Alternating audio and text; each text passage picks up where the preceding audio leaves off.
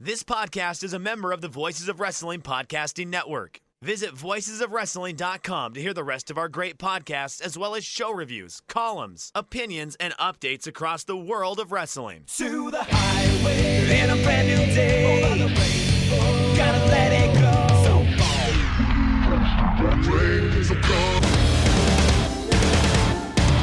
fast to finger down.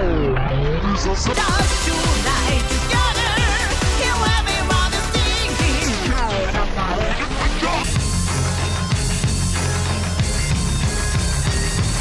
你看到我就怕，头皮发麻，我的手。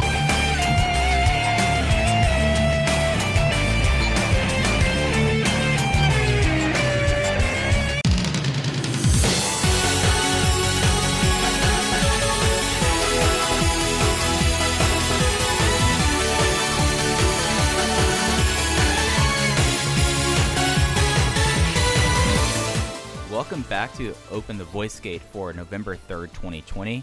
We are members of the Voices of Wrestling Podcast Network. You can find us on the Voices of Wrestling feed or on the Open the Voice Gate dedicated podcast feed on all podcast platforms and applications. You can follow us on Twitter at Open Voice Gate. If you would like to donate to the show, click the link in the show notes. It'll take you to redcircle.com. Click the red button to donate or sponsor the show. You can set up a one-time or recurring donation, and it's not required, but certainly appreciated, and I'd like to thank all of our previous donors for their support. I'm one of your hosts. It's your old pal, Iron Mike Spears, joined alongside Case Slow, as always. In Case, Gate of Destiny happened less than 24 hours, and if we weren't already anticipating this crazy month, they found the perfect way to kick things completely off the rails into overdrive. It's a train that's going full speed to Kobe World, and a lot of surprises here and a lot of really interesting things, at least like off the top, that I kind of came away from the show thinking, one, how's it going? And two, what were your initial takeaways from Gate of Destiny? Really good show. Not a great show. I think in-ring quality was stronger. I would almost say much stronger on Dangerous Gate from September than on this show. I watched this show live, though, and I was entertained from start to finish. There were no down points on this card.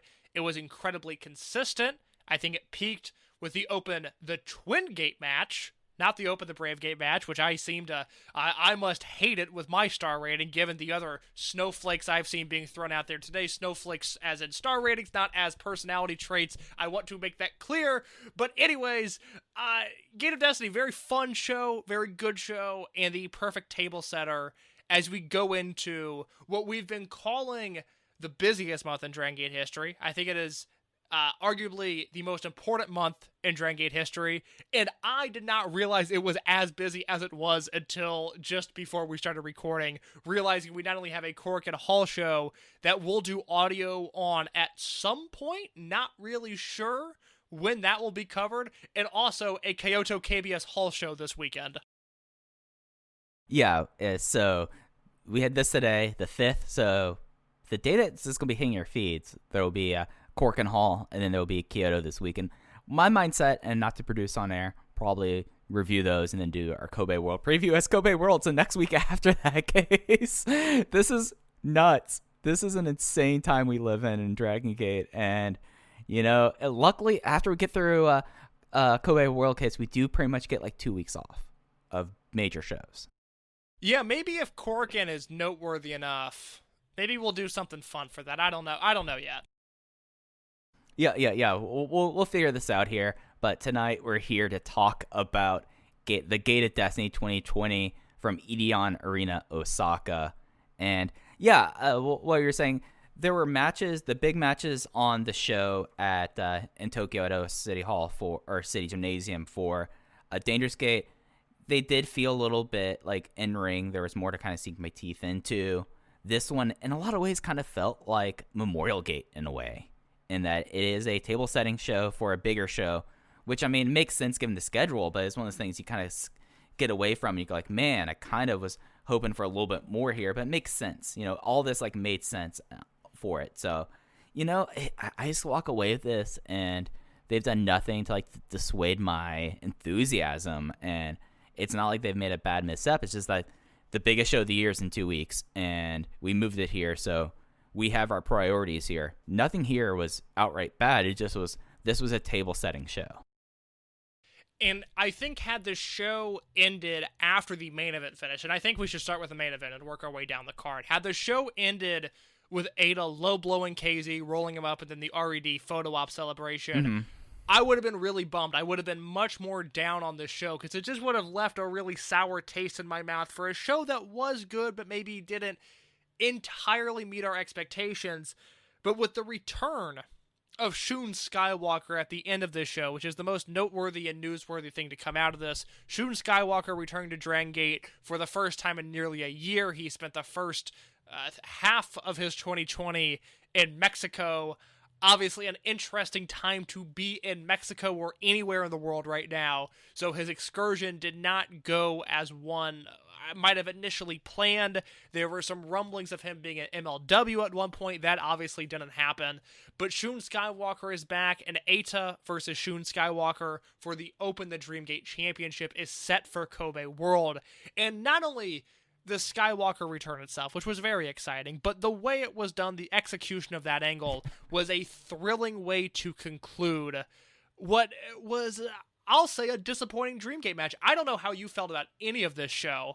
I thought the Dreamgate match was good, but not on the level that I was expecting or, hoping for, really. Yeah. So, the easy thing first, the Vaporwave King is back. He's back. He is looking swole. It is something that the way that they had him come in, so like there was the big pull apart after the Dreamgate match, and then the lights all go out, and then just lights over the entranceway come up, and it's Shun Skywalker, and the crowd starts to react, and then lights go, and then he goes in the ring, the lights go out again, and straight up, it is Shun Skywalker. And the crowd, loudest response I've heard in Japan since COVID and the restrictions.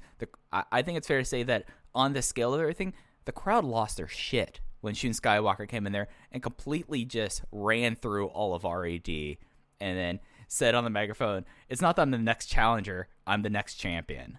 And just walked out as everyone was kind of in shock. The Dragon Gate generation was kind of like pulling up KZ and everyone licking their wounds, and it was a really cool image of Keisuke Okuda like looking and kind of just going like, I'm not messing with this right now, as we now have our main event for Kobe World Pro Wrestling Festival. It just was well done. It was exciting, and just if like the expectations going with this, I feel like that everything that happened in this main event and in this post-match angle really kind of put Ada's title reign in focus with me right now, because this title reign is not setting Ada up for the next level, in my opinion.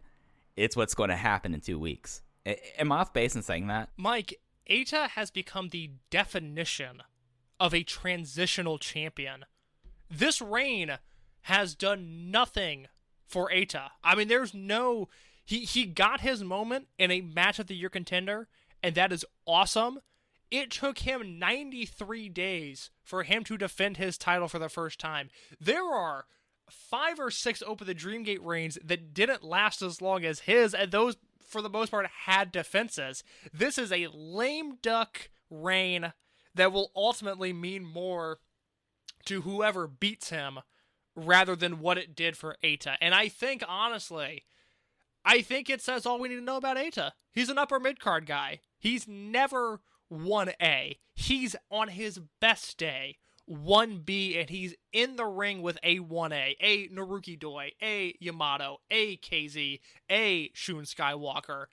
He's 1B, if not 2A. He's an upper mid-carder who should probably be challenging for the Open the Bravegate title, and Kaito Ishida should probably be challenging for the Open the Dreamgate title. And I think in the future, that is the direction that we're headed. Now, maybe Eita doesn't exactly challenge for the Bravegate belt because he feels he's above that. That's fine.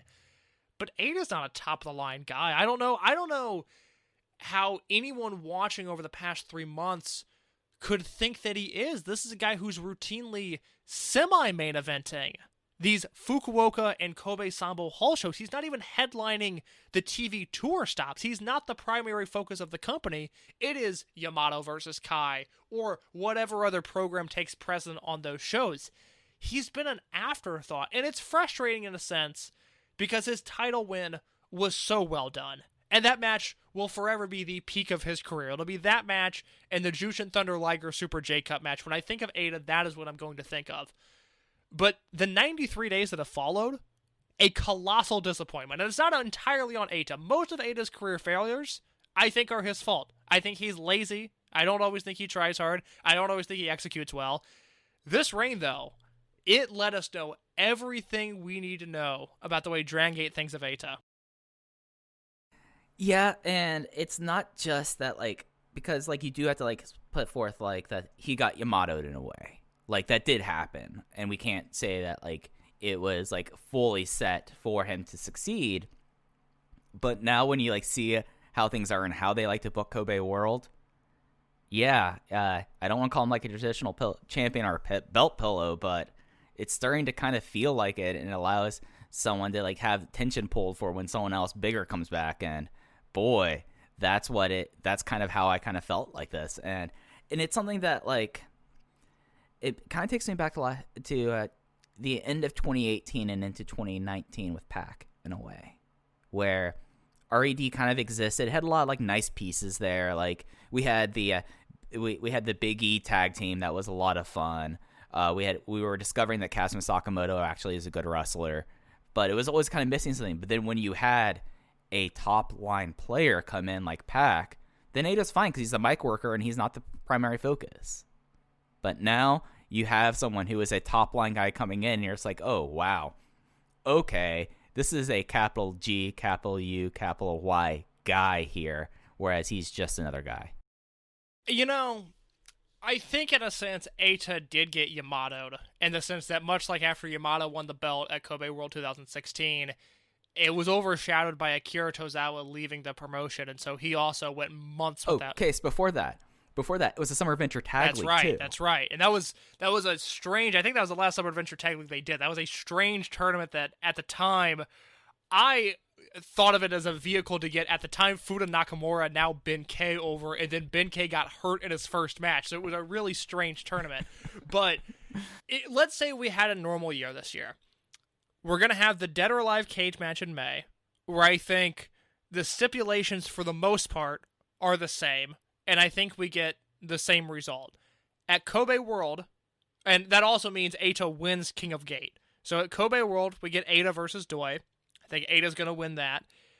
And then I think at Dangerous Gate, in a normal year, we would have gotten this match with a similar result of Shun Skywalker returning and challenging Eita for the belt at Gate of Destiny. Now, whether Shun returns there, at Dangerous Gate, or at the October Korakuen, that's all up for debate.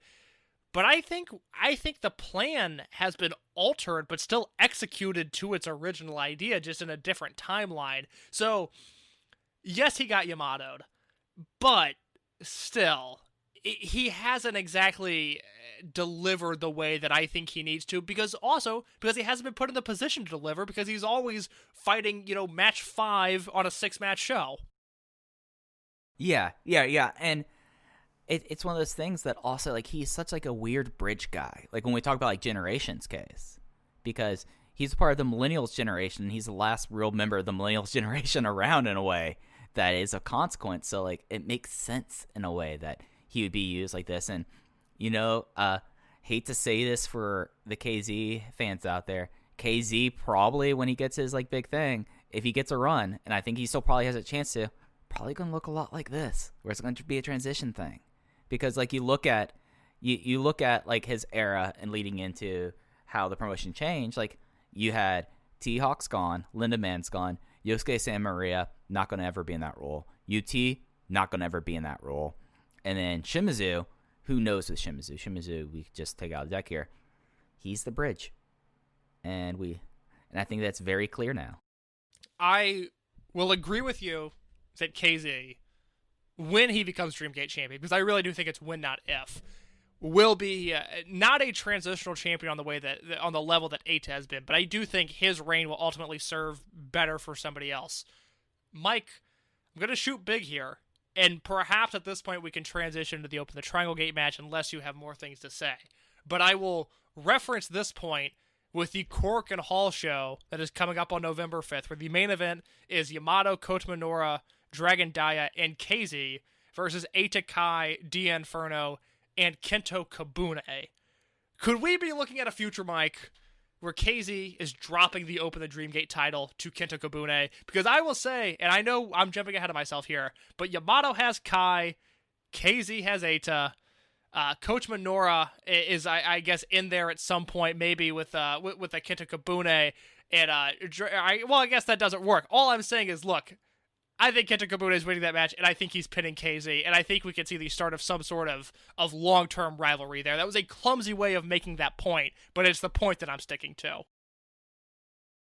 Yeah, it's one of those things that, like, I can see that happening, and you, like, look at, like, how this match is set up, and you look at, like, how we don't have Shun Skywalker on that show, and it's very stark now that it seems like they're keeping Shun Skywalker, that his returns might be him winning the Dreamgate.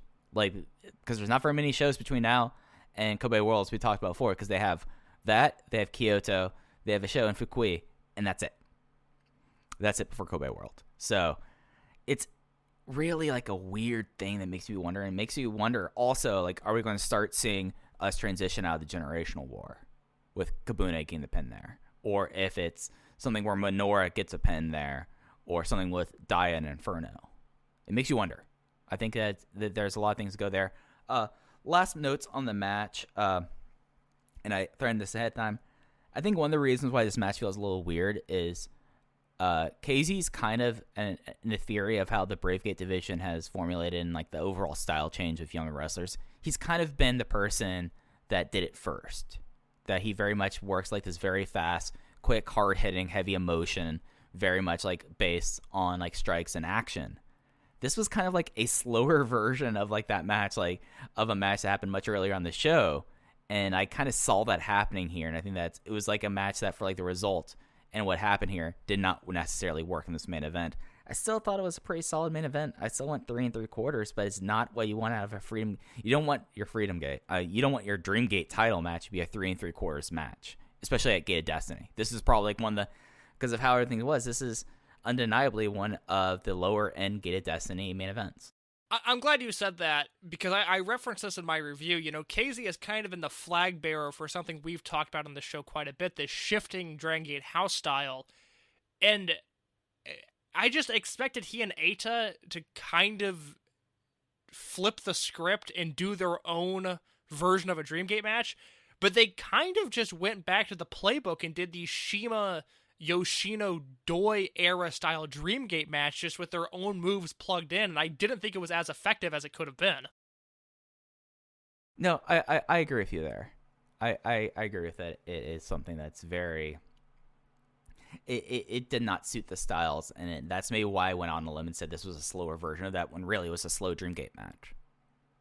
Like, this is like the classic Dreamgate match. It just did not work here. And one last thing about this before we get into the Triangle Gate match and talking about Kento Kabune. They knocked it out of the park with the VTR before the match, with KZ talking about, like, KZ's career and, like, that made it feel like so much more of a bigger deal than his previous Mr. February matches. Yeah, the video package was tremendous. I thought the English commentary, I guess I can speak to the English commentary as a whole here, because once again, they did their best work in the main event, constantly referencing how KZ was inspired by Akira Tozawa, who started his career as a comedy wrestler, and then, changed course drastically.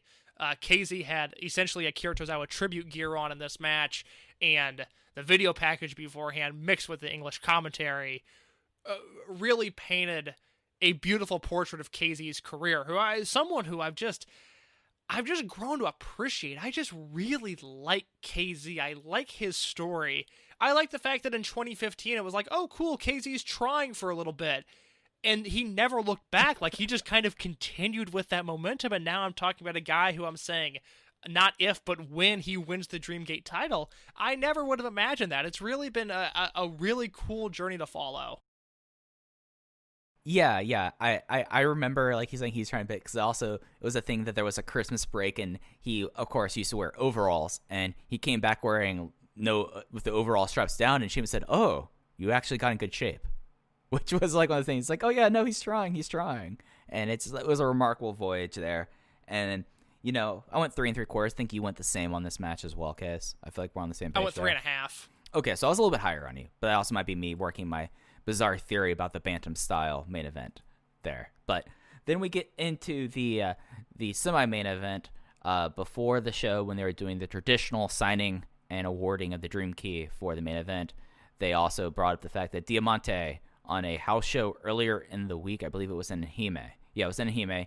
He had an arm injury and he was pulled, and that was on the 31st, I believe, that he got pulled from that. He suffered that injury, so he was pulled on the show from the first. So in Dragon Gate, you can't sub people in. It officially vacated it, but then they said that the title match would be the same, but there would be an XN for the RED team. So it would be the Team Boku team of Naruki Doi, Ryoto Shimizu, and Punch Tominaga going up against the 2/3 of the former champion team of Takashi Yoshida and Kazuma Sakamoto, with the stipulation that if RED won, the Ryoto Shimizu character would be discontinued. X was Kento Kabune, who came in there and tapped out Ryoto Shimizu with what's called the Sas Origatame, which was the sharpshooter or the Scorpion Deathlock, in 12 minutes and 57 seconds. Kento Kabune was X. He is now less than a year into his career and opened the Triangle Gate champion, and he's now in RED, and he claims a major prize as being the person who retires that shortly lived Ryoto Shimizu character. I was not expecting Kento Kabune to be under that hood, and when he was revealed, I was so in on this. We've said since August something is happening with these rookies. We speculated one of them might be under the demon mask. That turned out not to be the case, but we were on the right path because we had been studying Blood Warriors versus Junction 3 for our Dragon Gate USA Rewind and Rewatch series, and sort of comparing some of the generational wars there. And T-Hawk is someone that got involved very, I'm not going to say very early, but around this point of the Junction 3 versus Blood Warriors feud, T-Hawk became a member of Blood Warriors, and we kind of knew eventually one of the rookies was going to jump ship, find a unit, and we expected it to be a heel turn. I was not expecting it to be Kabune. I thought he had built-in babyface charisma, but I'm thrilled. I thought this match was just okay. I mean, I went 3.5 with it, same as the main event. It's one of those star rating things. This is a different 3.5 star match than the main event, just different expectations going in. Right. But Kabune here was terrific. You know what it is? I've compared him to Yamato since his debut. Do you get any Real Hazard Yamato vibes from this? Funny enough, I was talking about Real Hazard Yamato today. I was talking with Andrew Angry 216 about like how Yamato kind of like went from being a rookie. Do you remember what his proposed gimmick was going to be with Yamato? This is a fun little nugget here. I don't think I do. His proposed gimmick was going to be second generation Kanda. Oh, yeah, okay, yes, yeah, I did know that. Yeah, that's right. And then that thankfully did not happen. That did not happen. He quickly kind of became the fighting battleship Yamato instead, and it is very kind of similar, like, because it was when he was in it as a rookie. Yamato wore like nondescript blue tights and was known as like the former Pancrase guy, and then he became the Real Hazard Yamato, which was something completely different and kind of was the thing that spurred him on. This answered like a big question I had with Kabune, which was he was always like very solid, but I always noticed like he wasn't necessarily like the most outwardly charismatic person in the class of 2020, because Kame, I mean, he is small and he has the endless fight that's easy for people to buy into. Sora Fujikawa is a hunk, and then Madoka Kakuta just has the hand of God. So it's like, what is going to be like his thing here? And kind of becoming like a little asshole. And it works. And I don't want to say little asshole, because he actually is a lot taller than I thought he was. Did you notice that he was like maybe 1 or 2 inches shorter than Takashi Yoshida? Yeah, he's a bigger guy. I don't know if this will make sense. I don't know if my wording will do justice to my overall point.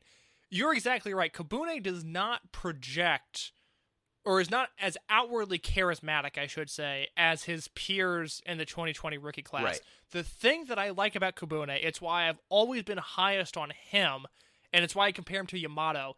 I think Kabune projects big. I think Takedo Kamai is great. That is a Korakuen Hall level act. Kabune is a Kobe Cannon Hall act. And I have seen that charisma in him since his debut. It's why I made the Yamato connection here. It's why I made the Yamato connection when he debuted. And it's just, I'm really into this. I think this is a great direction. And it's a bummer because Diamante has turned into a really fun wrestler. And, he loses his spot here. I don't know how long he's going to be out of action. But all things considered, I think we're going to come out on the better end of this. Yeah, and it's something that he had the tights made. He did pull Hyo's knee pads. So this was something that was going to happen. I just think it kind of maybe accelerated it a little bit. I could have maybe seen something happen that with the rookies winning earlier on, originally the plan was going to be because I said, I think the rookies could probably be in that Trial Gate match a couple weeks ago at Kobe World. And that could have been the propulsion here. But then they were like, okay, the reason we want to have them in there is because we're going to break Kento off pretty soon. Well, we celebrate that. He's now broken off here, and it's real interesting. RED is in such a cool place that I don't know necessarily what you do with RED other than we are probably looking at 4 months from now, RED won't exist. In some fashion, it'll be something else. I do kind of feel like that because he's an interesting part because he's so much younger, and now he's a champion, so he can't really be dropping falls now. And then you have other people in the unit who really shouldn't be dropping falls now. It's just how do you have this other than having Hyo in every single match, Yeah, that's a good point. So, yeah, I went 3 3/4 on this. Mainly because of how much I was taken aback by how well Kabune fleshed out this team. Him and Kazuma had some really sick double teams where he would put someone up on his shoulders in a fireman's carry, and Kazuma would run and kick them, and he would do a fireman's carry slam out of that. That was all right, we're starting to put something together. I'm here for this. Yeah, Kabune is going to fit in seamlessly. I mean, his offense was on point here. He was dealing with, a lot of Tamanaga in this match. I felt like Doi kind of took the night off. It was Kabune versus Tamanaga and Shimazu for most of this match. Right. And he handled it like a pro. I mean, Kabune just comes across like a pro, and he's been wrestling 11 months. Yeah, and I think, did I point this out a week ago, how Doi kind of just disappears in these matches and sometimes. And good for him. I believe you did mention that, and good for Naruki Doi. Yeah, and then also coming out of this, we never thought that Ryotsu Shimizu was going to have a long lifespan, and now it was basically something for him to do until they got new gear made and they figured out what they're going to do going to Kobe World. So. I'm glad you said that. Real quick, I want to make a point. So during the main event angle after the match, the RED is beating down KZ and the Dragon Gate generation, and Shimazu comes out, and I think at some point Shimazu was ending up with the Dragon Gate generation. So I thought maybe that's the angle they were going to do there, and then he got beaten down, and then Doi and Yoshino came out, and they got beaten down. I was like, oh, we're going to do what we talked about. Mike, we talked about this in May during the King of Gate tournament.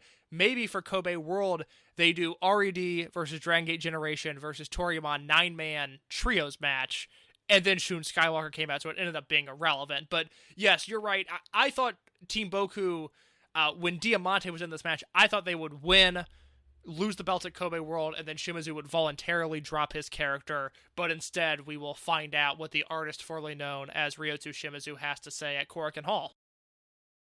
Oh, I'm not fully of the belief that Team Boku is a proto-unit. I think it's going to become a full-fledged thing. I think that because you had full new gear for Tamanaga. Tamanaga doesn't change gear a whole lot.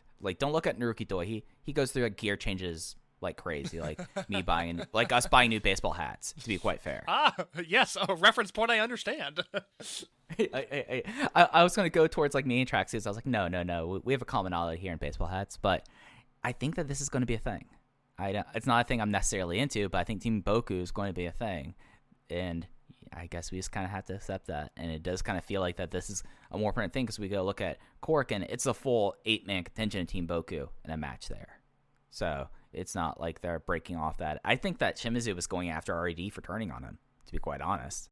Yeah, I guess I just assumed he would do that under the Dragon Gate generation banner, but unfortunately I think you're correct. And then stepping down the card, we have the Open the Twin Gate Championships. It was the Dragon Gate Generation team of Kota Minoura and Jason Lee against the curious, as we've been talking about for the last few weeks, Dragon Gate Generation team of Susumu Yokosuka and Genki Horiguchi. Jason Lee won with the Hong Kong Tornado in 11 minutes and 58 seconds on Genki Horiguchi. And boy, that Hong Kong Tornado, I've seen a lot of people have issues with Cancun Tornadoes as of late, and that one averted disaster. I freaked out during the finish of this match, and UT did as well. If you go back and watch this match, I had the exact reaction UT did, where I thought Jason Lee's kneecap came down full force on the side of Genki Horiguchi's head. I mean, I'm not going to say I was shaken up by this, but watching live, I was like, oh, well, Horiguchi's going to be out. He's clearly concussed. He's not going to be on the Korakuen Hall show. And then when I was compiling GIFs for my VoicesOfWrestling.com review, and that review is live on the site if you want to see my written thoughts on this show, I realized, the knee missed Horiguchi's head. He still made contact with his body, but the knee did not make contact with his head, which is good, because for this entire Twin Gate run, it has been the Coach Minoura show. He's been pinning guys. He's been upsetting guys. He has been the focus. This was the Jason Lee show. This was the match he deserved to have in this reign. And Jason Lee delivered. My God, was he good in this match. Yeah, it's something where, like, the structure of this match was really cool in a way. Because pretty early on, there was a Jobo no Kachi onto the apron, which looked like hell, and of course Jason Lee sold it like hell, and was basically out for, this was 11-minute match, out for like a good 6 minutes of it, so it was like a 2-on-1 match, and then Jason Lee came in and just kind of just ran roughshod, and it was just like a really cool thing that, like, I feel like I've been the one that's saying, like, this is Jason Lee's, like, probably like his crowning achievement in this company. I wanted to go on as long as possible. I love Jason Lee. He's one of my favorite guys in the company, and this match became all about him, and put out a 4.25 star match here, and I thought that it was really insane. Like, all my notes in here was basically Jason took a Jobo no Kanchi on the apron early like a madman, and then my final note is Jason is a madman. I love this. Yeah, there's a sequence in this match where Jason Lee goes for the maximum driver, Horiguchi counters it, goes for the backslide from heaven, and then goes for that sort of cyclone backslide from heaven deal. Lee escapes all those. Backslide times. Thank you. Yes. And then Lee kicks out, goes for a maximum driver. Again, Horiguchi counters, goes for the beach break, and then Lee rolls through that into a sunset flip. And it is just, it's so good. And it's, look, it's a bummer that the Twin Gate titles are, I would say, 99.9%. There's a 99.9% chance that they are going back to BB Hulk and Kai at Kobe World. That match is official, and I think that result, unfortunately, is almost official, because I think Jason Lee and Coach Minoura have been such a breath of fresh air in the Open the Twin Gate division, which is not a slight on Hulk, Kai, or Yamato, but those titles revolved around those three for 2 straight years, and it was really nice having a new team in the mix, and I thought they were excellent here. And this was my match of the night. I went 4.25 on this. It just was something that it just, like, Jason Lee has been such a special wrestler because he's been like a different kind of person who was brought in and has made Dragon Gate his own in a way. And I want this to continue because it's sad that, and maybe I'm selling the guy short, I don't think he's ever going to be, like we talked about, top line guys. If he gets a Dream Gate shot in his time in Dragon Gate, I'd be stunned, but this is like kind of like the perfect thing for him, and I hope it doesn't end because, as you mentioned, Kai and Hulk laid him out post-match and made the challenge for Kobe World. All the title matches have been decided for Kobe World. We'll be getting into the last one after this. So, just a really cool match. Interesting thing about this card was how short everything was other than the main event and the post-match angle. The semi-main, the Triangle Gate match was just under 13 minutes, 12:57. This one was just under 12. And everything else was really, they kept it at a quick clip here. I mean, this was, when I woke up this morning and pulled up the show, I was like, I haven't watched it, Case, but I see it's 3 hours and 30 minutes, and that's something. So it was remarkable, like, that they compressed like this almost into like doing full matches in this short time period because there was no intermission as well. Yeah, it's weird watching this show live. I felt every minute of it. It was not one of those breezy Kobe Sambo Hall shows that we've had a lot of recently, but nothing was bad on this show, and there were a few things that were great, much like the Open the Brave Gate Championship match. Yeah. So Open the Brave Gate Championship, the 2020 feud of the year. I wrote an article about this. You can catch it up in the voice. I almost said that we had a website, but I wrote an article about this and how this is the feud of the year to this point on Voices of Wrestling. Go check it out. It was the third match in their series for the Open the Brave Gate champion, Kaito Ishida, defending against Keisuke Okuda for the second time. And on the second chance in the third match, Keisuke Okuda has finally pulled one over on Kaito Ishida. He defeated him with the sleeper hold in 10 minutes and 48 seconds. Ishida fails in his fifth attempted defense. He does not make it to 1 year, Case. This was the thing. If he got past here, he would at least clock a full calendar year at the championship. He does not defend in his hometown. Okuda becomes the 39th Open the Brave Gate champion. And let's hear it for like redefining masculinity. Let's talk about it for a second. It just was like one of those things that like the final moments was just so powerful of basically through like all like these schemings that Ishida always is the person who's a step ahead. He's like, oh, that's fine. RED, my goons will like distract and you'll get hit with this while I'm in the sleeper hold and it'll be okay. No, Benkei noticed this, clocked Hyo pretty bad. Hyo took a couple like monster bumps between this and the post-match in the main event where Shun Skywalker cleared his clock again, and then Ishida just went to sleep. And I thought that was excellent. I watched this twice, and my first viewing I was 4.25. Watching it again, I was 4.5 stars. I love this match. I guess I need to watch it again. I went 4 stars and loved it, and I seem to be the low man on this. It is, I can't critique the match. I loved it. It was a G1 sprint with the passion and the storytelling of a Dragon Gate match. That is my definition of good wrestling. I thought this was great.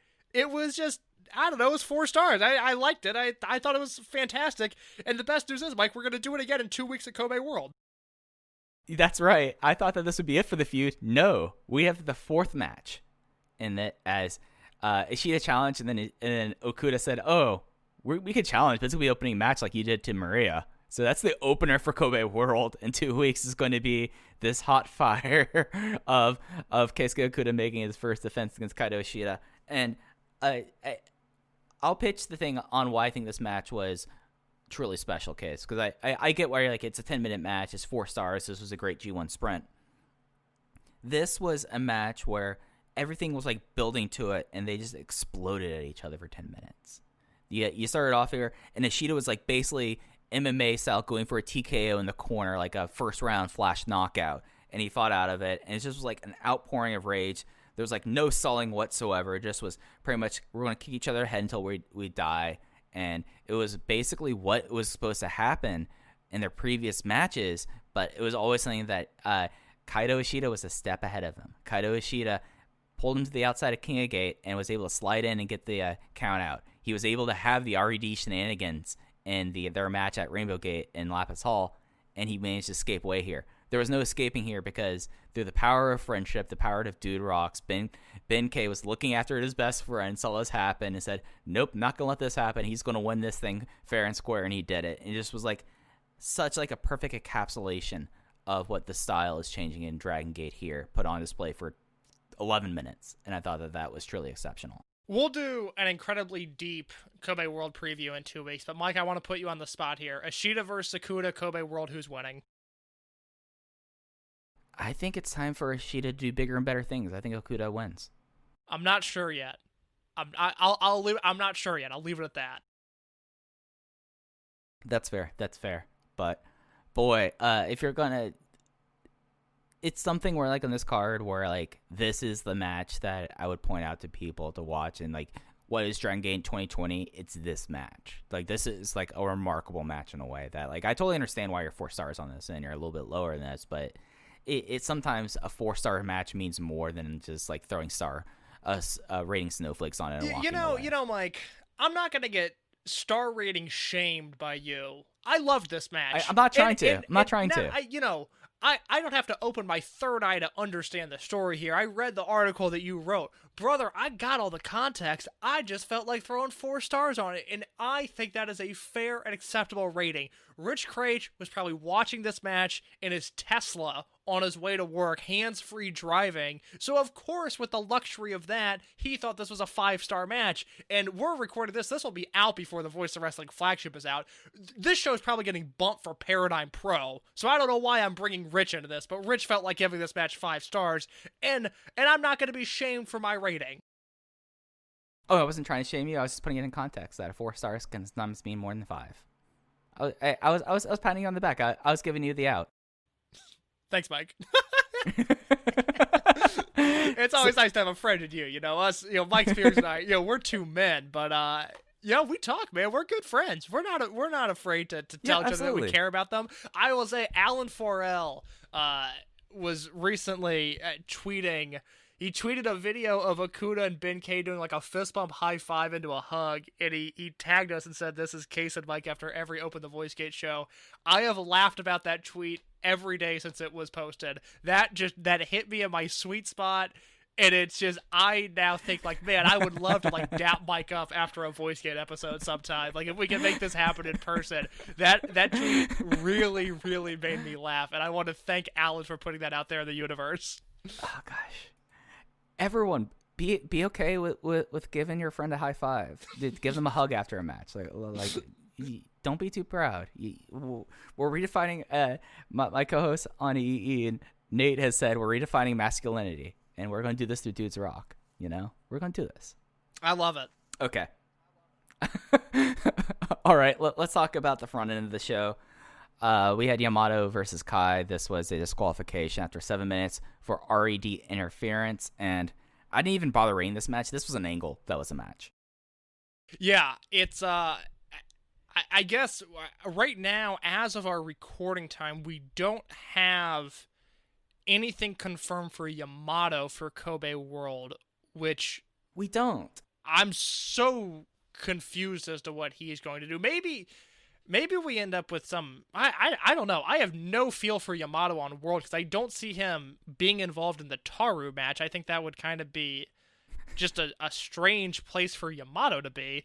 So, I don't know, but this was essentially Yamato versus BB Hulk and Kai. Now, the one thing I want a clarification on... So, BB Hulk got injured, and... By Kai. So, that's what I thought, and I didn't publish that in my review because I couldn't double source it with anything, and I wasn't entirely sure, and you hadn't watched the show yet, so I didn't want to bother you. So he got hurt by Kai. BB Hulk said part of the reason he turned was because Kai, legitimately hurt him.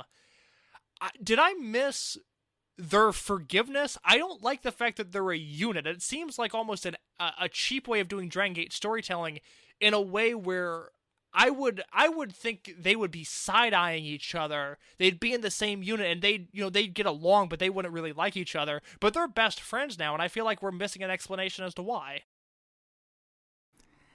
Yeah. So if I'm right on this, I think I'm right about this. This happened during the Doid Arts match in 2018, where Kai gave the medial impact and it broke BB Hulk's neck. And since then, Kai was welcomed in, and then he turned on him. He was the Christmas surprise. He was the Red Demon Mask because he was pissed about this, and now they're suddenly all buddy here. You're absolutely right about this. And now they're a Twin Gate Challenge team. We've gone from point A to point Z, but we don't know the key point R in this. Because you're totally right about that. Yeah, it's just I expect more from Dragon Gate. If any other promotion was doing this, whatever, I get it. It's a pro wrestling story. Guy turns heel. Now he's friends with all the heels. But it's Dragon Gate, and I would like a reason as to why by Kai and BB Hulk are now buddy-buddy. I did like to say it at the opening, where they just basically were trolling Yamato out on the ramp and trying to be no, we're starting this match up here. Yamato. You have to get up here to have this match. I thought that actually had me laughing, because I was like, did they not talk in the back that we're going to start this thing on the ramp? And I thought that was really funny. Yeah, it was an entertaining brawl. It was just an extended angle. Yeah, it was an entertaining brawl, extended angle. And then we get into a match that, in a weird way, foreshadowed what was going to happen later on, but in another way didn't. This was a 6-man tag match. Ultimo Dragon, Masato Yoshino, Yasushi Kanda versus the then trio class of 2020, Kento Kabune, Takedo Kamei, and Madoka Kuda. Kabune got the submission with the Sass, or I'm going to try to get this. It's a Scorpion Deathlock. It's the Sass Origatame. Sass Origatame. I always get on the second chance case. This isn't like with me and T-Hawk's name where I can never get his Takuya Tomamakamai thing. This is just... his sharpshooter. I'm not going to judge you because a few weeks ago on the Dragon Gate USA Rewind and Rewatch, I butchered some Chikara names, and I have been embarrassed about it ever since. It's been in the back of my mind because I read all those notes and try to make sure that I've got everything under control, and then I don't know. I looked at some names and I was like, shit, I've never seen those letters together before. I don't know what sound this makes. So I'm not going to judge you for not being able to translate sharpshooter into Japanese. Yeah, it's a sharpshooter. And so this was 9 minutes, and it was an interesting match. I mean, more interesting stuff happened post-match. I think we should talk about the match before we get into that because, boy, there's a lot of layers there. But, you know, Yoshino got into it, and Ultimo, I thought he was going to chill out on his apron. Ultimo was willing to go around with Kabune more than I thought he would. Yeah, that's the story here. And granted, when I was watching this live, I did not know that it was going to lead to Kabune becoming a champion an hour and a half after this happened. But I wrote, Ultimo squaring off with Kento Kabune and them having a stare down in a moment in the middle of this match. That was not an accident. I mean, that's why Ultimo's there, ultimately, is to put these guys over in some way, shape, or form. Wasn't surprised at the result, wasn't surprised at any of the in-ring action. 3 1/4 in a really, really fun match. Yeah, really fun match.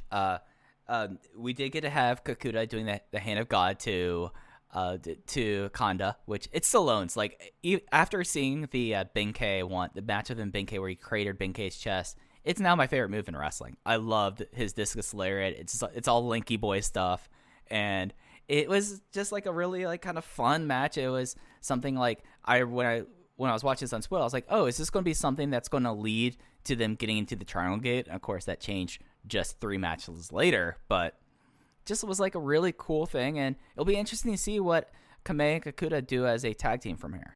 I like that big little chemistry a lot. I hope they run with that as a team, although I guess a lot of it depends on when Fujikawa returns, and I don't know of a timetable for that yet. I haven't heard one either. Yeah, I guess there's nowhere for them to go, so they probably will have to continue teaming. So I'm looking forward to that. Yeah, I'm looking forward to that. And then Yoshino took the microphone and said, hey, we have a video here. It's from Taru. And boy, what a video it was, Case. Yeah, I don't have the translation pulled up, do you? I mean, I'll pull up like the spicy quote there. I think that's the thing that's really worth getting into. Don't you think? Yeah, I mean, you with your production background, you can probably describe this video better than I can, but the quote there is very important. So this video was very reminiscent of when both Akira Tozawa and Shingo Takagi gave their 20th anniversary. Like, hey guys, remember me? I'm WWE's Akira Tozawa. Or hey, I'm Shingo Takagi of Los Ingobernables de Japón. And like how they're like sitting there talking about this. But it's like he had like a hue light on in the background. He was like in a chaise lounger, just like playing with his beard and his hair, and just was like just Taru being Taru. But the big meat of this thing, and Taru's big message here was, and I quote this from Jay's Twitter account, I said I'd never wrestle there even if they begged, but now that the festering pus is gone and it's dragon inviting me, I'll do it. Yeah, that is a lot. That is, I would say, and Mike, you would know better than me, that seems like it's more directed at President Okamura than it is Shima, but they are both caught in the crosshairs there. Yeah, that's definitely towards Shima and Okamura. Because even when people were being brought back around, like after the change, the big thought wasn't that Taru was like the one person that wasn't going to do that. But it's, yeah, I'm trying to think of stuff that I'm willing to talk about here for a second here about Shima Okamura. Don't ever expect some sort of reconciliation. I think that's a fair thing to say. And if reconciliation happens, it's going to require a lot of time and a lot of people being the bigger person here, and some people understanding how their past conduct would have harmed people in different ways.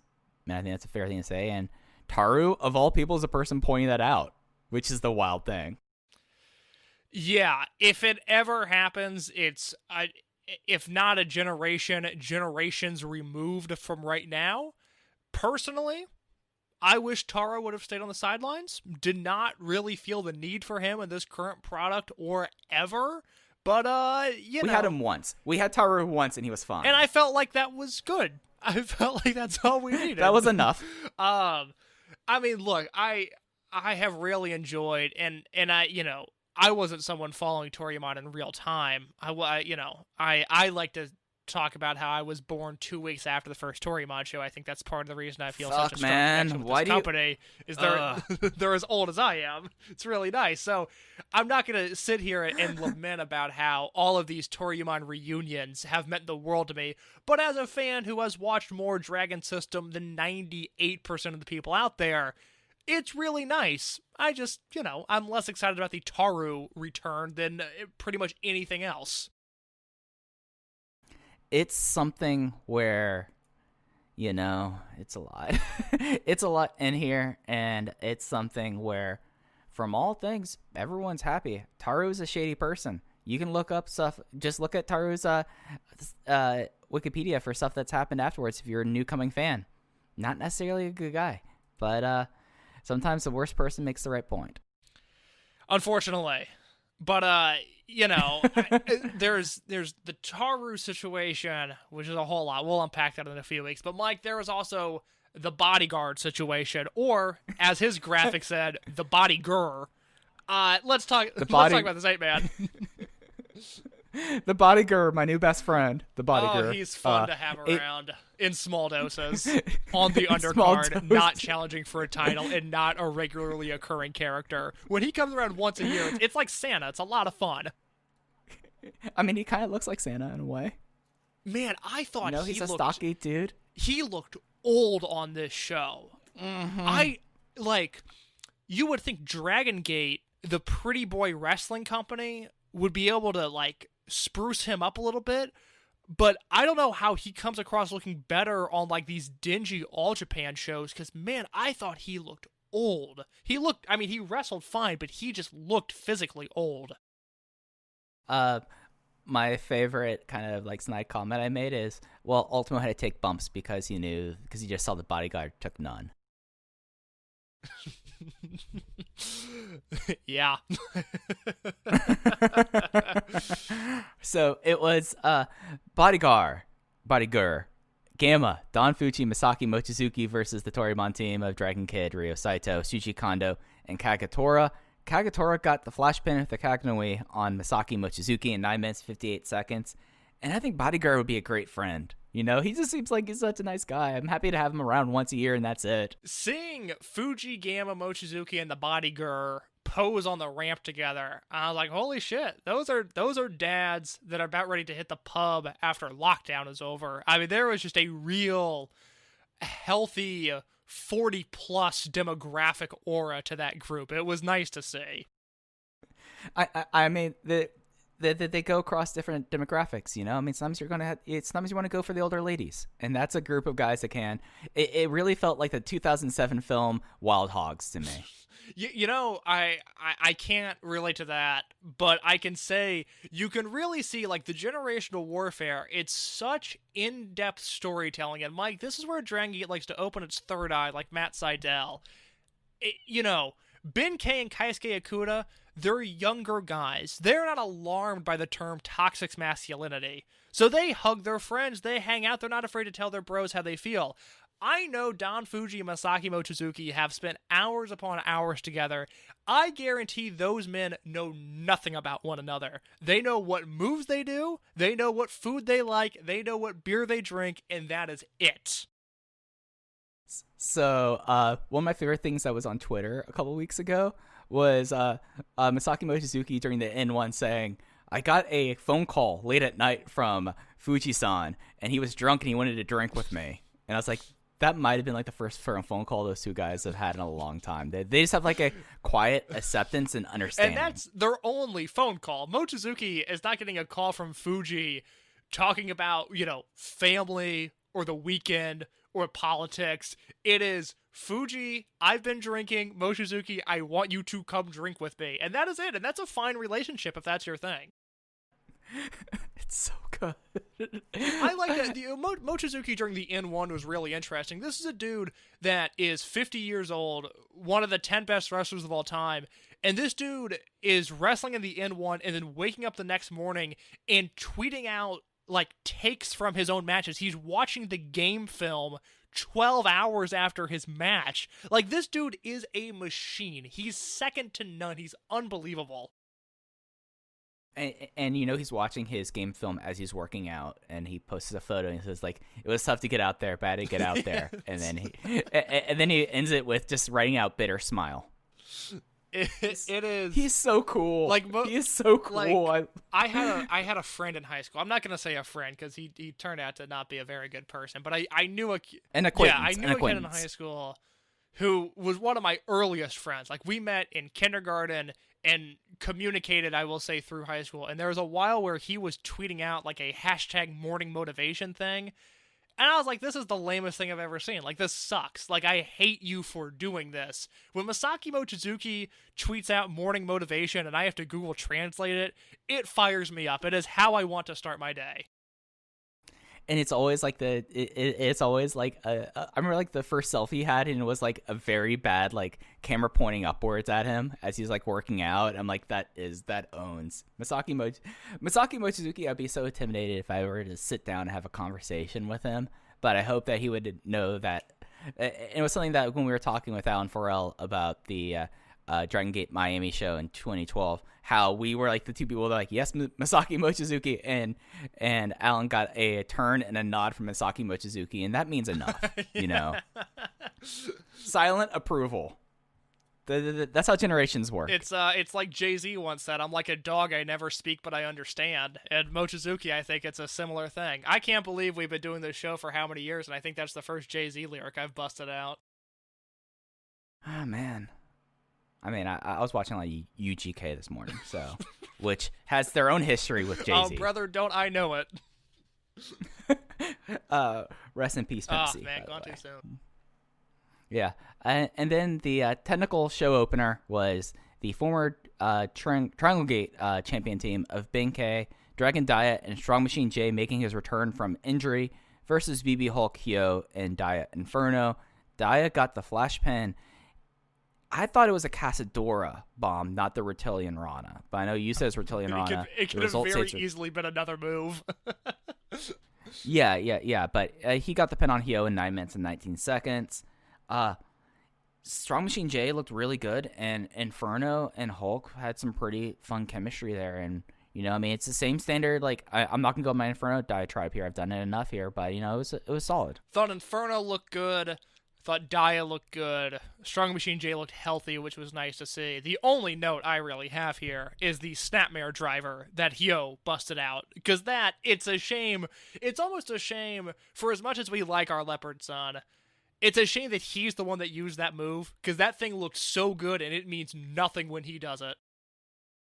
Yeah, I mean, that should be his finish, not the saber. Not like the version of a Schwein. He should be using that because he goes up in the air, he hooks him up there, he jumps up backwards like he's gaining momentum, and then just spiked Benkei.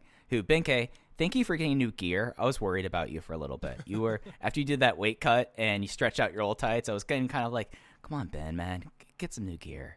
You're looking nice and cut here. You were swole, now you're cut. You got to adapt to that.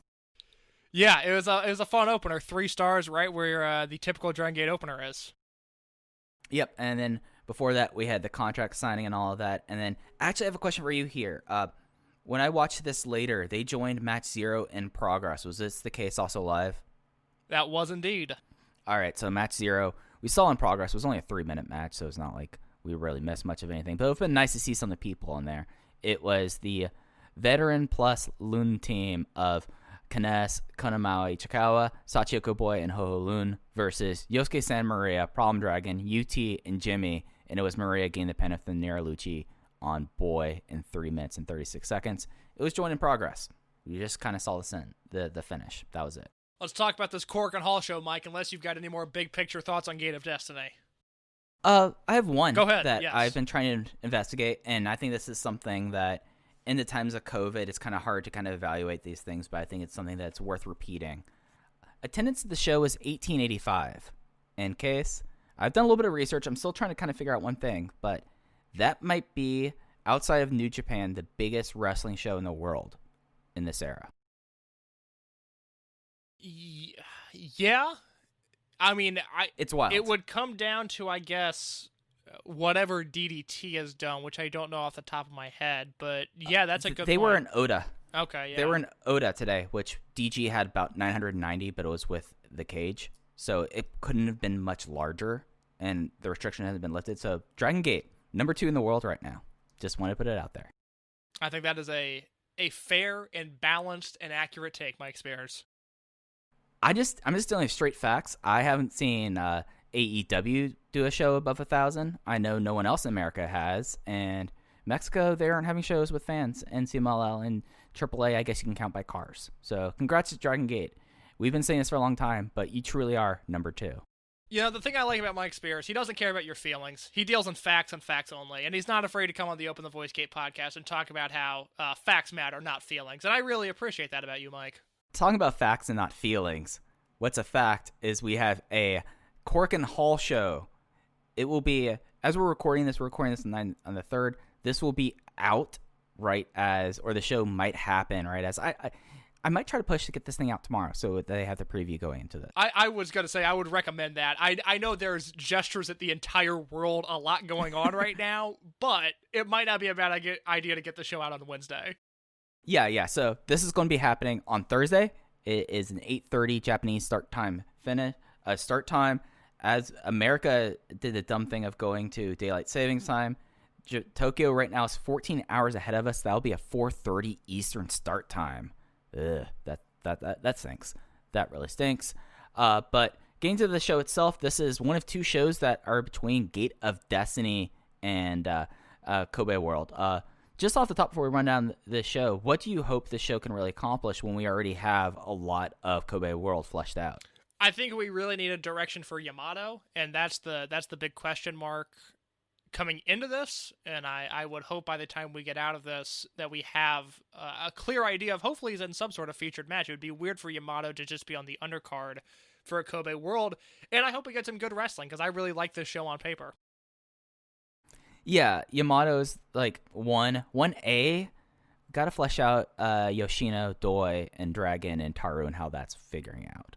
Like, those are the 2 things I want to kind of see out of this. Yes, that is true. So I guess, yeah, I mean, I don't have a good read there. So I guess, I'm not going to make a prediction. We're just going to talk about this card, and we'll predict that. But I don't have a read on Yoshino and Doi at World at all.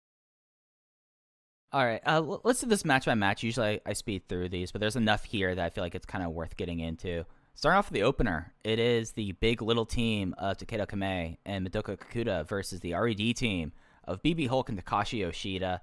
Interesting match now, injecting the kids into RED. Yeah, I think we're going to learn a lot about the rookies here in terms of, you know, what they are capable of. Because for as good as they've been in the ring with, you know, Yoshino and Doi and Yamato and Casey and all these top-of-the-line guys. Here, they are going to have to bring their working shoes on to get a good match out of Hulk and Takashi Yoshida. I think they're capable of doing that. I think, you know, I'm sure this will involve Kabune in some capacity. I don't really know how.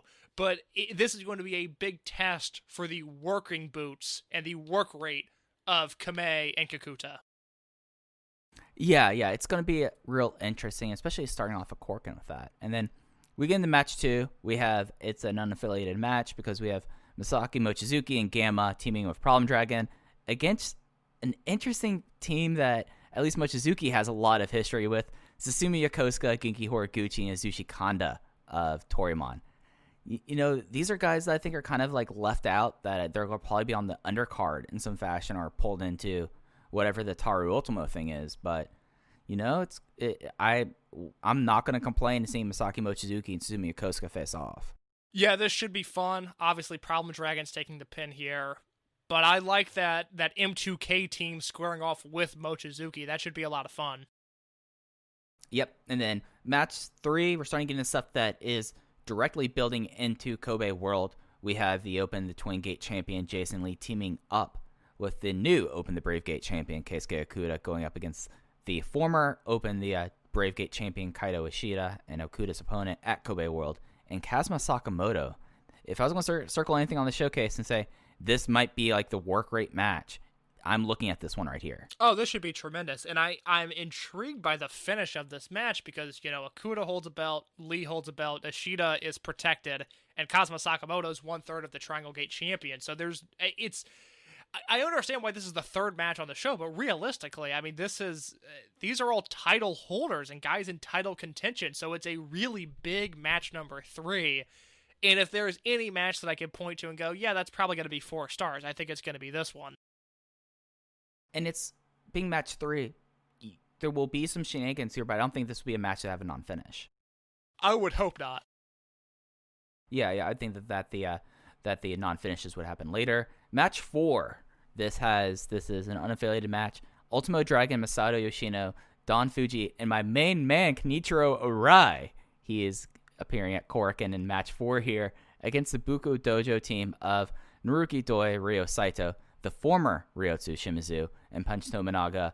Shimizu lost the character when Team Boku lost the match at Gate of Destiny. He will announce his new ring name at this time.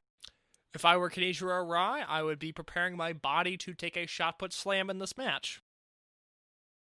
I mean, I hope he's not. It's either that or he's going to try to do a Firebird splash. We saw what happened last time we did that. Yeah, that's we don't need Arai tearing his shoulder out of his body once again. That was a real bummer for what was otherwise a beautiful moment. It was just marred by Arakid getting hurt.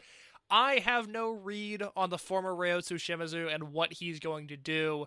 I think Mike is correct. I think Team Boku's sticking around. It's impossible to predict an incoming Dragon Gate character, but I do like, I like that Toriyama team a lot. And assuming we get more Doi and Shimizu and less Saito Tamanaga, this could be a very fun match. What's going to be an interesting match is the semi-main event.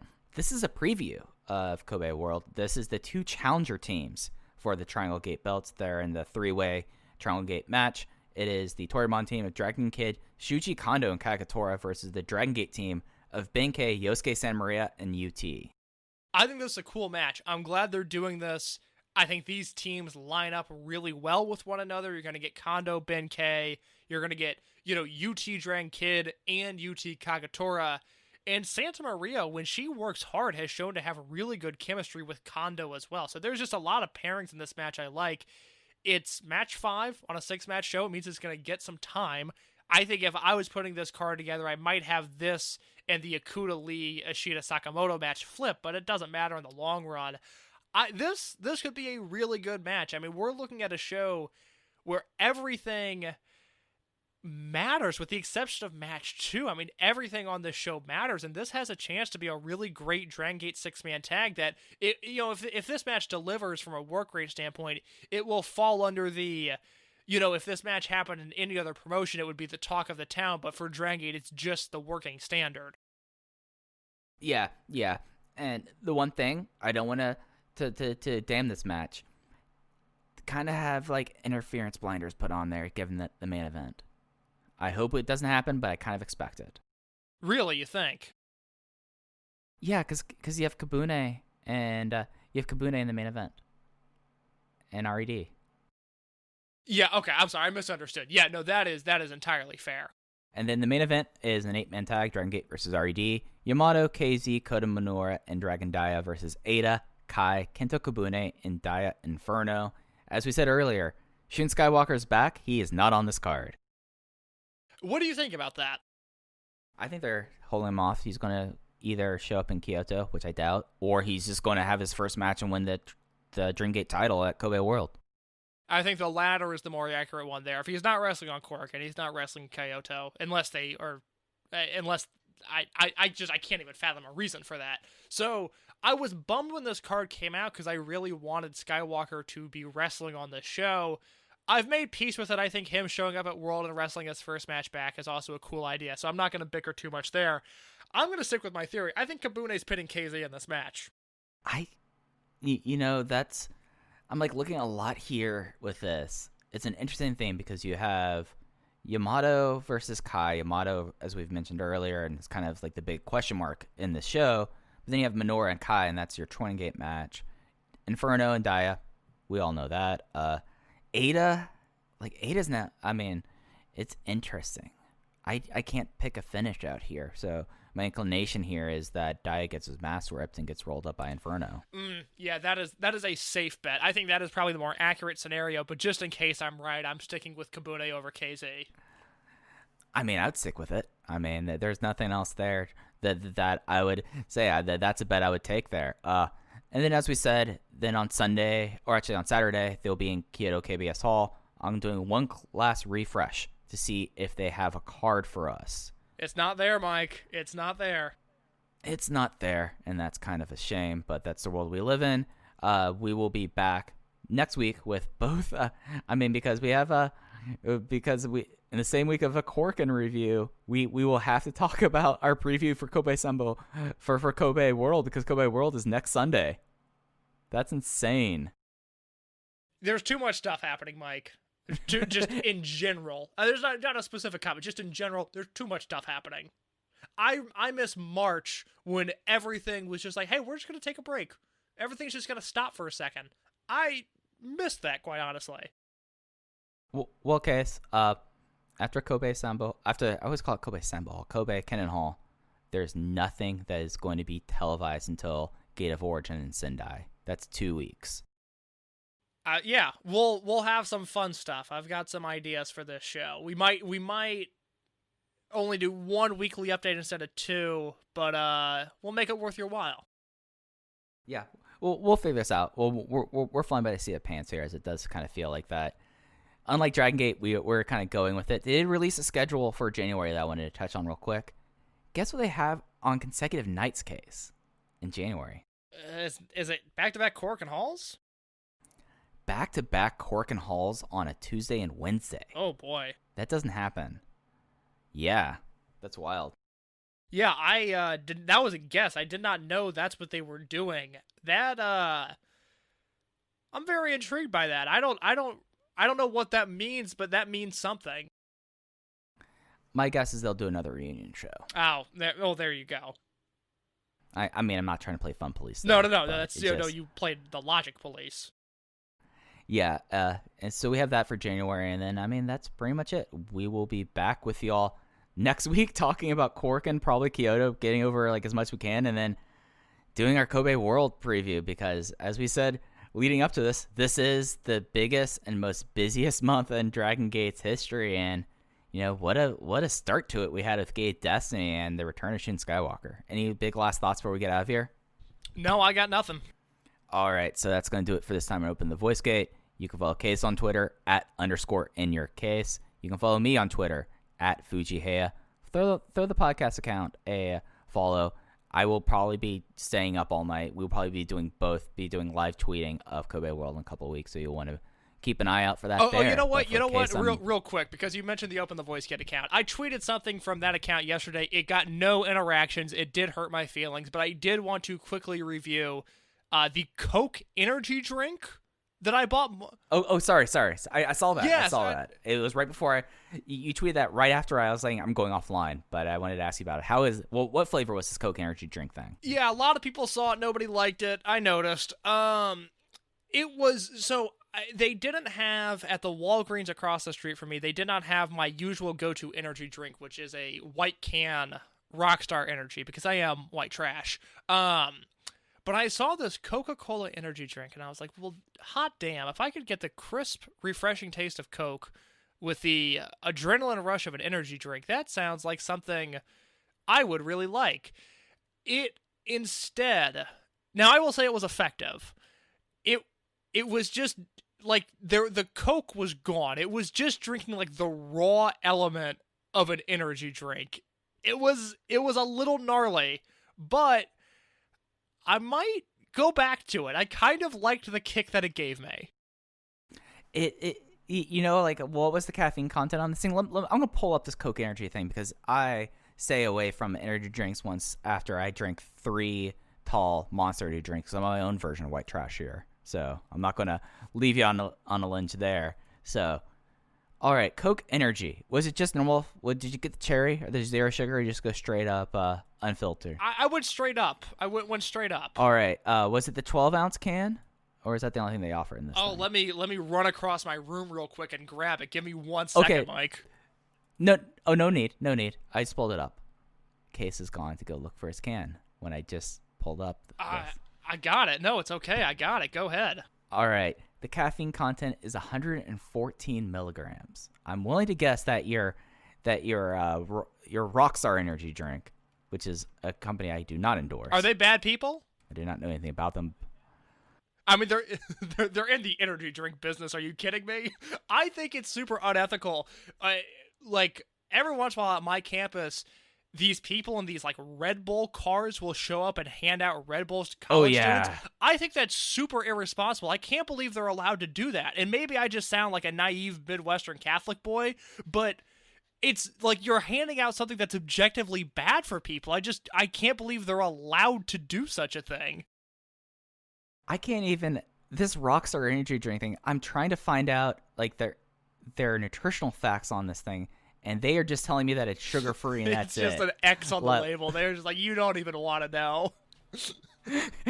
Oh, you get the one with the X? Okay, because there's one that's like their workout one that it has an X on the label. No, I 300. don't. I did not know that existed. I will. I get mine is a white can with a red Rockstar logo. I think it's sugar-free. That's the one I like, and I don't. Oh, the punch flavor. Yeah, I think so. Yeah, it's always brought me immense comfort at 2:30 in the morning when I'm waking up to watch a Dragon Gate show, which I was recently texting my ex, and she will be on my Art School Albums Music podcast in a few weeks. She is the guest for the 1-year anniversary show, and out of the blue, she kind of goes, have you, I don't know, stayed up till 3 in the morning with a Mountain Dew and some Twizzlers recently, and, watched Japanese wrestling, and this was a day after the October Korakuen Hall show, so I'm sitting next to the empty bag of Twizzlers and the empty Mountain Dew bottle that I drank. That one hurt, Mike. That one, I kind of forgot how well she knew me. Oh, that you were seen at that moment, man. I was exposed. I'll admit it. I was exposed. All right, so I could see on the edge of the can for this punched one, which is not the most powerful one I've just discovered, which... I mean, that's practically fucking rocket fuel if you ask me. I didn't curse at all this episode, and I just dropped that right there. 240 milligrams of caffeine. So you're drinking half of that. So you're probably making a smart choice with the Coke one, even though it does have 77% of your added sugar content for the day. Yeah, I'm currently enrolled in a nutrition class where I track what I eat. I gotta say, it's not fun. I don't like doing that, and maybe I didn't entirely accurately track my 3:30 a.m. meal that I had in the midst of the Dragon Dia 6-man tag match this morning. Just not needed. I'll pass the class without it. There you go. By the way, they have something that's the rocket fuel can I was talking about a second ago. It is called Rockstar Thermo Performance Blast Thermogenic Neon Blast. Mike, we get everything that's coming to us. When that drink exists, I gotta throw my hands up at humanity. But I'll say this is probably a drink that Shun Skywalker has had a bunch of, because it is vaporwave and it is a pre-workout drink, just from looking at this, I can tell you. Because it loads off by saying it has 1 full gram of BCAA aminos. That seems bad. That seems dangerous. Yeah. I mean, that is wild. they have this juice stuff, Case. I feel like a parent saying like, they have this juice. It's only 20 grams of it's only 20 calories per gram or can. You can get that both in mango and in pineapple, orange, guava. Well, I don't do mango anything. I think mango is a poor fruit, and I'm a man that enjoys quite an array of fruits. The Mountain Dew Kickstart gimmick that's been out for a few years now, and I haven't brought myself to try it, which is it's weird because I like Mountain Dew. It's currently 11:09 Central Time as we're recording this. I'm about to hang up, go eat dinner at 11:10, and drink a Mountain Dew and stay up and watch CNN until the wee hours of the morning. But I have not done the Kickstart gimmick yet, but saying there's some sort of juice energy drink out there, that kind of reminded me of that. First off, I would like to disavow the statements of one Case Low about the honorable and amazing mango. Mango is the best fruit. And if something's going to be mango flavored, I'm going to have a good time. Apparently Case won't, but I will. I think fun is overrated. I'm okay with that. All right, dude. Let's get out of here. Any other last things before we get out of here? Even though like I've already done our sign off. Here. No, if I keep talking, it's going to turn into a therapy session real quick. So let's hang up, Mike. All right, we will catch you next week on Open the Voice Gate. Take care, everyone.